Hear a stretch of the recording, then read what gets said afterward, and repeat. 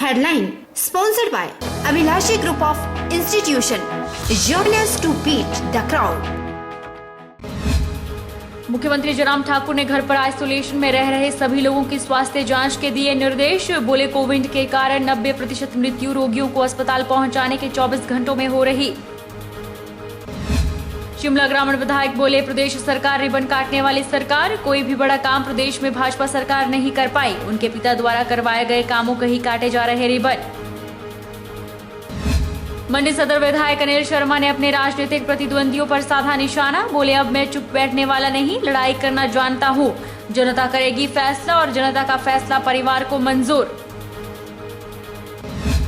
और नूरपुर में स्वच्छ भारत मिशन के द्वितीय भाग का किया जा रहा सर्वेक्षण। पंचायत सचिव द्वारा जनसंख्या और कूड़ा निष्पादन की दी जा रही जानकारी।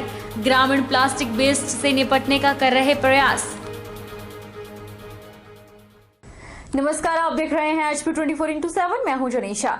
मुख्यमंत्री ने उपायुक्तों, पुलिस अधीक्षकों, मुख्य चिकित्सा अधिकारियों, मेडिकल कॉलेजों के प्रधानाचार्यों और वरिष्ठ चिकित्सा अधीक्षकों के साथ वीडियो कॉन्फ्रेंसिंग की। मुख्यमंत्री जयराम ठाकुर ने स्वास्थ्य विभाग को निर्देश जारी किए कि उन सभी लोगों की स्वास्थ्य जांच की जाए जिन्होंने कोविड-19 की स्थिति के चलते घर पर आइसोलेशन में रहने का निर्णय लिया है।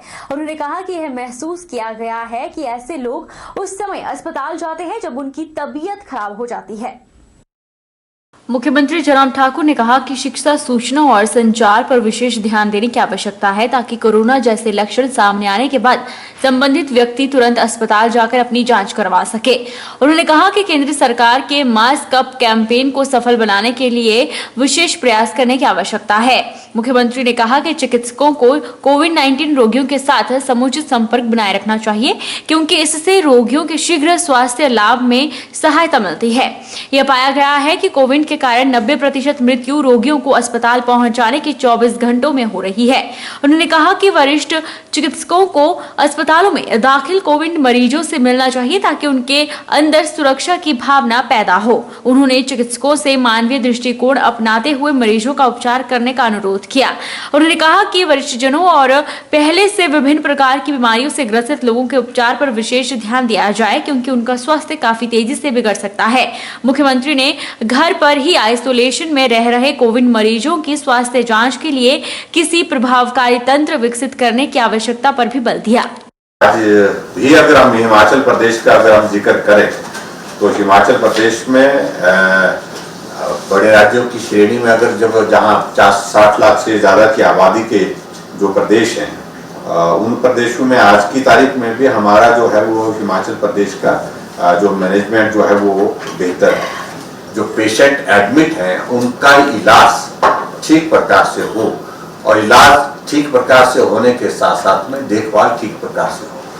बहुत सारी चीजें उसमें चर्चा करने के बाद हमारे दिमाग में आई। बहुत सारे मरीज ऐसे हैं क्योंकि ये बीमारी ऐसी बीमारी है जिसमें जो है परिवार का आदमी भी साथ नहीं होता है क्योंकि हालात ऐसे हैं, क्योंकि वायरस ऐसा ही है और हम अलाउ भी नहीं कर सकते हैं। तो जो आदमी चल नहीं सकता है तो उस स्थिति में उस पेशेंट को हम किस प्रकार से बेहतर कर सकते, बेहतर सुविधा दे सके, कम से कम उसको खाना खिला सके, उसके लिए पानी पिला सके, उसको दवाई जो समय पर देनी है उस दवाई को वो उसको दिया जा सके। ये बहुत आवश्यक चीजें हैं।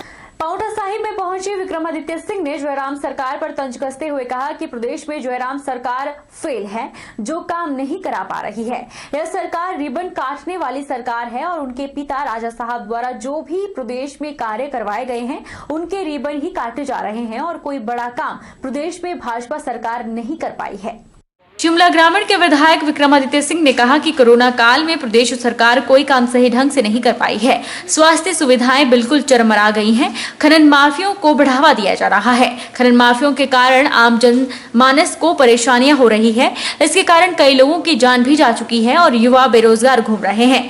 विक्रमादित्य सिंह ने कहा कि पंजाब सरकार के मुख्यमंत्री कैप्टन अमरिंदर सिंह ने एक नया कानून अपने विधानसभा क्षेत्र में पारित किया है जिसके लिए उन्होंने उनका धन्यवाद किया। मैं ये कहना चाहूँगा कि जो वर्तमान सरकार हिमाचल प्रदेश के अंदर है, चाहे वो कोविड महामारी से निपटने की बात हो, चाहे वो बेरोज़गारी से निपटने की बात हो, चाहे वो प्रदेश में नई इन्वेस्टमेंट लाने की बात हो, चाहे प्रदेश के जो खस्ता सड़क के हाल हैं उसकी बात हो, हर मोर्चे पे ये सरकार जो है वो विफल होती नज़र आ रही है।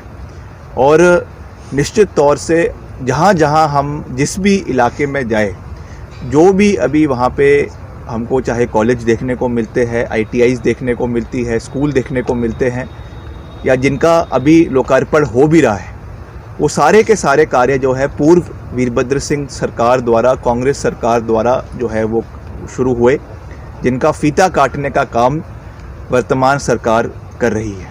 और हमने जैसा हर मंच से कहा, ये सरकार इतिहास में केवल मात्र रिबन काटने वाली सरकार के नाम से जानी जाएगी।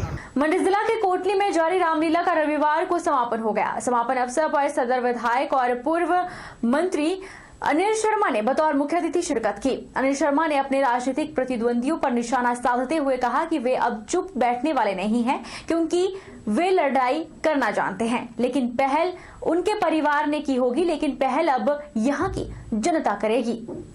वहीं स्थानीय विधायक एवं पूर्व ऊर्जा मंत्री अनिल शर्मा ने अपने संबोधन में कहा कि रामलीला के माध्यम से आने वाली पीढ़ी को संदेश दिया गया कि किस तरह से मर्यादा पुरुषोत्तम श्री राम ने सच्चाई के लिए दुखों का सामना किया और अपने पिता के वचनों को पूरा किया। उन्होंने अपने राजनीतिक प्रतिद्वंदियों पर निशाना साधते हुए कहा कि वे मुख्यमंत्री के पास जाकर कहते हैं कि वे क्षेत्र के हितैषी हैं, उन्होंने क्षेत्र के लिए क्या किया। उन्होंने कहा कि मैं अब चुप बैठने वाला नहीं हूं, क्योंकि मैं लड़ाई करना जानता हूं। पहल मेरे परिवार ने की होगी, लेकिन पहल अब यहां की जनता करेगी और जनता का फैसला हमारे परिवार को मंजूर होगा, क्योंकि मैं सच्चाई और ईमानदारी से राजनीति करता हूं। आज जो ये बात कहते हैं कि हम यहाँ के हितैषी हैं, इस क्षेत्र के हितैषी हैं, मैं पूछना चाहता हूं कि आप अपने लिए ठेके तो ला सकते हैं, अपने पैसे का प्रावधान अपने परिवार के लिए कर सकते हैं, परंतु इलाके के लिए क्या किया आपने? तब मैं चुप बैठने वाला नहीं हूं, क्योंकि लड़ाई लड़ना मैं जानता हूं। जैसे मोहन सिंह जी ने कहा कि हमने उतार चढ़ाव देखे हैं बहुत ज्यादा, और अब भी हमको डरने वाले नहीं है, परंतु पहल मेरे परिवार ने की होगी, अब पहले यहां की जनता करेगी और जनता का फैसला हमारे परिवार को मंजूर हो रहेगा। और यही मैंने बात परसों कही है, मैं सच्चाई से राजनीति करता हूं, ईमानदारी से राजनीति करता हूं। वहीं श्री रामलीला कमेटी के प्रधान मोहन सिंह ने कहा कि रामलीला का इतिहास 1972 से शुरू हुआ था और स्वर्गीय ठाकुर लाभ सिंह ने इस रामलीला का शुभारंभ किया था और तुंगल निर्माता पंडित सुखराम ने रामलीला का समापन किया था।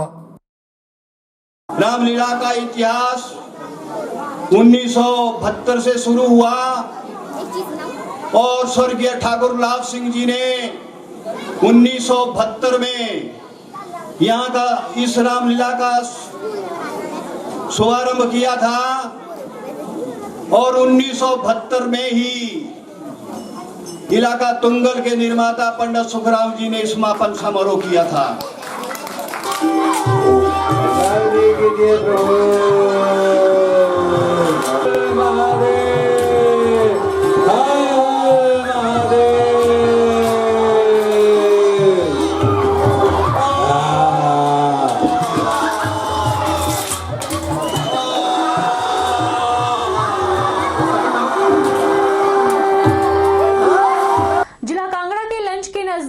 कतियाला में खोले गए शराब के ठेके का विरोध 52वें दिन भी जारी रहा। महिलाओं ने शराब के ठेके के बाहर बैठकर ढोलकी और चिमटे से भजन कीर्तन किया, साथ ही ठेका हटाने के लिए नारेबाजी की।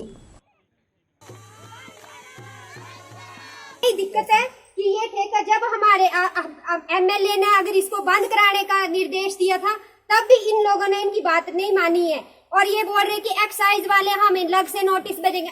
तब एक्साइज वालों ने जब उनके सामने खुद ये एक्सेप्ट कर लिया कि वो कर सकते हैं बंद, यानी कि जो पब्लिक बोलेगी वही होगा। तो अगर पब्लिक ने इनको 10 दिन का अल्टीमेटम दे दिया था, उसके बावजूद भी इन लोगों ने बंद नहीं किया। उल्टा ये लोग हमें मजबूर कर रहे हैं कि आप बोतलें उठाओ और हम ये हमारे वीडियो बना रहे हैं।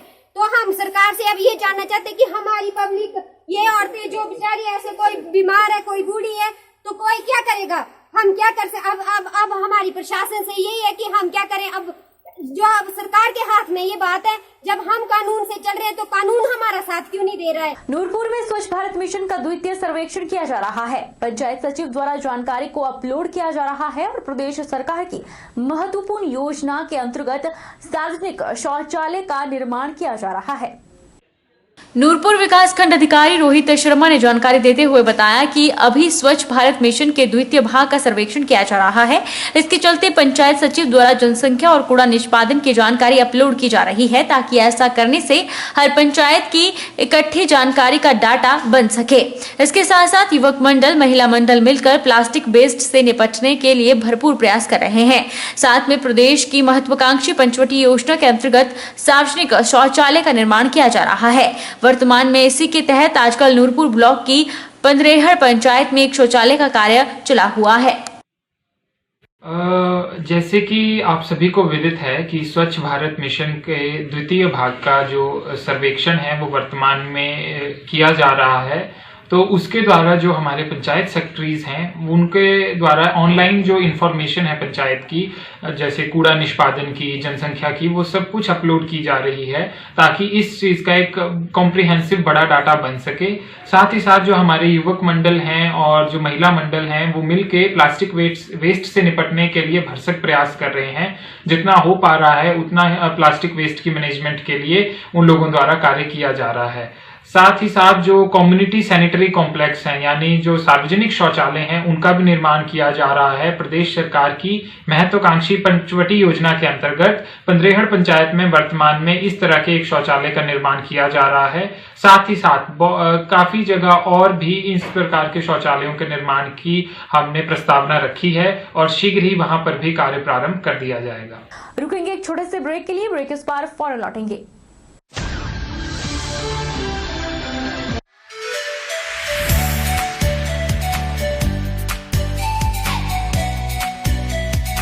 Abhilashi Group of Institution, where you can get admission in 2020 and 21 for BTech in Civil, Mechanical, Electrical and Computer Science Engineering, Diploma in Civil, Mechanical and Electrical Engineering, B Pharmacy, B.Ed, D.L.Ed, MSc, Physics, Chemistry, Botany, A&M, GNM, BSc Nursing and Post Basic BSc Nursing courses. For detailed inquiry, please contact Abhilashi Group of Institutions near Chowk, Tehsil Bald, District Mandi, Himachal Pradesh.